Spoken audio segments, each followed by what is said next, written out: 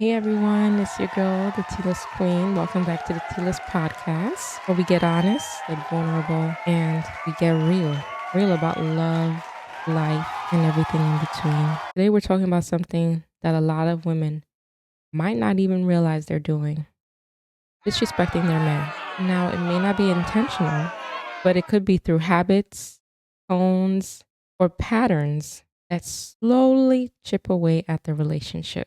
And sis, we're not blaming. I'm not here blaming nobody. I'm just trying to help everyone out. Okay. So women get on my comments. They're like, okay, look at you shaming women. I'm not doing that. Why can't we just have an honest conversation without it being, I'm coming for somebody? I'm not. So back on topic. We often think disrespect means yelling or cheating, right? But it is deeper than that. Although that is disrespectful too. But it is deeper than that. It's the tone, the timing, the trust. Here are some ways women might be unintentionally disrespecting their partners. The first one is public criticism. Let me set the scene. My man and I are out with his friends. We're out to dinner and he tells a story a little wrong. Like he makes a mistake in the way he's presenting the story.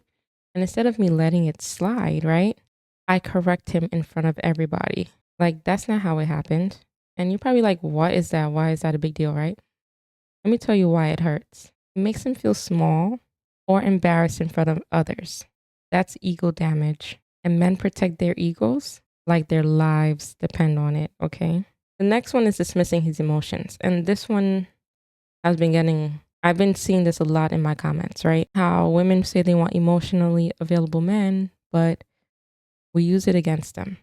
And women, if we want men to be emotionally available, if you don't want that, then don't say you want it. And then when he does it, you disrespect him. So if you want him to be emotionally available, you need to really respect when he's expressing his emotions. So let me tell you another example. I tell my man I want him to open up to me about everything that's going on, right? And he goes in and tells me that he's overwhelmed at work. And you know what my response is? You're overthinking it. You'll be fine. Now, why does that hurt? You've taught him that being vulnerable with you is a waste of time. And guess what? Now he'll likely shut down and not tell you anything else. The same way if you are stressed at work and you want to vent to your man, you think you would want him to say, you're overthinking it, you'll be fine? No, we want our feelings to be validated. That applies to our men too. But let's not dismiss when they're actually opening up. The third one, constant comparison. My friend's husband just bought her a car, right? And then you say, wow, must be nice to have a man that spoils her. So it feels like what you're saying is he doesn't measure up.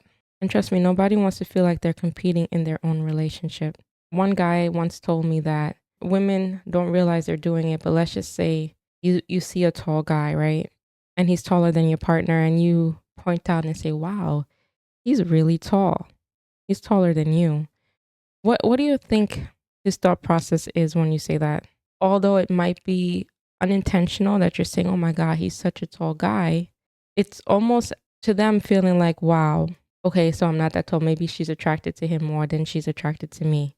Could you imagine? Like for me, I feel like I'm gaining a little bit of weight. So like I'm trying to juice and get back on track because, the summer's coming, right? Or I tell my man that I gained a couple pounds and here comes this fit, nicely shaped woman. And he's like, wow, she got a nice body. How do you think I would feel about that? So just think before you speak sometimes. Put yourself in the other person's shoes and see how that statement may come off wrong. The next one is controlling behavior. You telling him how to dress, how to drive, how to speak to your kids, and you must always have the last word. You make every little thing a battle. Like, let the man be a man. Nobody wants to be micromanaged. I sure as hell don't. Even with my mom sometimes, I'll tell her I'm going to do something. And then 10 minutes later, she's like, did you get it done? Did you do it? Nobody wants to be micromanaged. So why would you want to micromanage your man? So when you're controlling him, it makes him feel like a child in his grown age, by the way. not a man. You know what's going to happen over time? He may stop showing up emotionally or mentally because he feels powerless. Another big one, withholding affection or appreciation. If we're adults, we can interpret what I'm trying to say there. But let me just give you a filtered example. He takes the trash out, handles bills, picks up dinner, and you say nothing, right? The one time he forgets to do something, you call it out. So we're not here appreciating that he does all these things. The next example is talking down to him. He makes a mistake, like we're not human and we don't make mistakes, right? But he makes a mistake and you respond with, wow, do I have to do everything around here? So that's not partnership, guys. That's parental. And he'll either fight back or shut down to protect himself. The last one is undermining his role as a provider or leader. So during an argument, right, with my man, I turn around and say, I don't need you. I've done this on my own before you, and I will continue to do it after. You know why that one stings, right?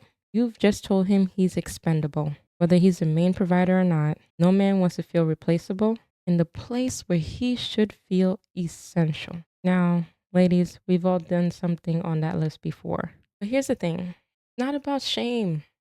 Like, get that out of your mind. Let's stop being so sensitive. I'm not trying to shame anybody. It's about awareness and change. But let's talk about what respecting your man actually looks like and how to shift the energy in your relationship. So let's try gentle language, right? Instead of saying, you always forget something, I can't rely on you. Try, babe, really need your help with that. Can we come up with a better way to stay on top of it together? So this works because you're addressing issue without attacking his character. Now that's how you stay a team. The next one is praise his efforts, not just his results. I know that new job has been a lot, babe, but I've noticed how hard you've been trying to keep up with everything at home. I see you. Men need encouragement too. A little recognition fuels them more than you think. Don't lead with ego. That's number 3. Don't lead with ego. Instead of, I got this, I don't need your help, try. You handle things in a way I respect. What do you think we should do here? You're still strong, baby girl. You can still be independent, but now you're also making space for partnership. That's balance. Number 4 is let him be heard.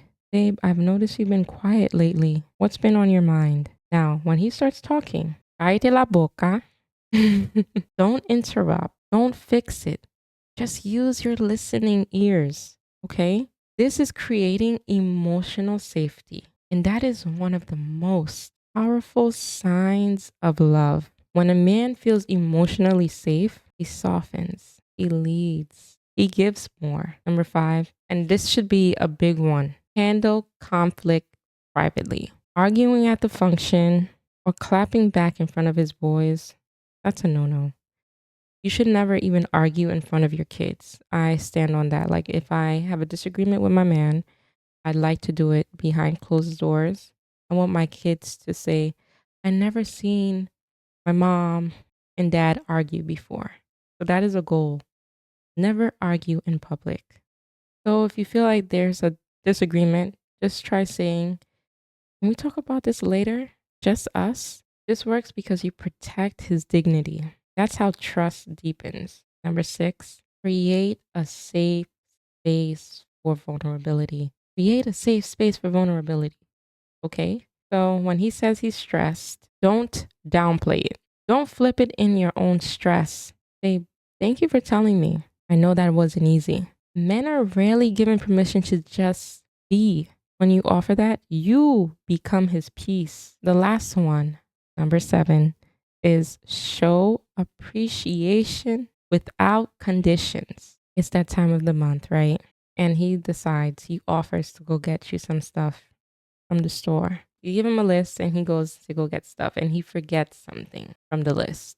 Just say, thank you for running errands for me. I appreciate you. Not all the time we're going to get things right, but he went out of his way to go do this for you.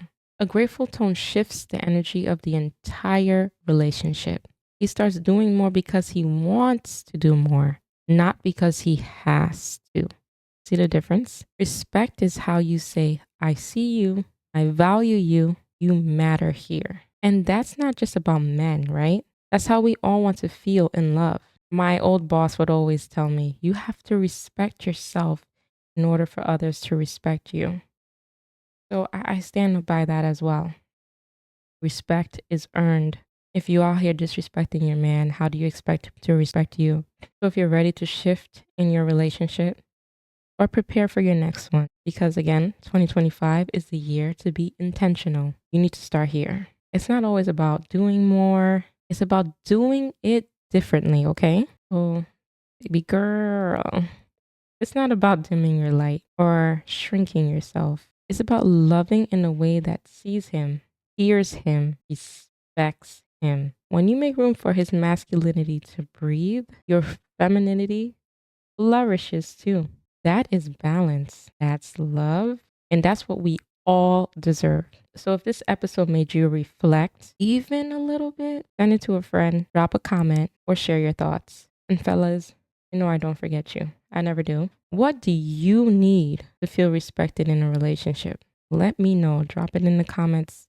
Women that are watching will read those comments too. So share your thoughts. Please like, share, or subscribe if you haven't done so already. I appreciate you guys for watching and sharing your thoughts with me. It means a lot. So until next time, au revoir.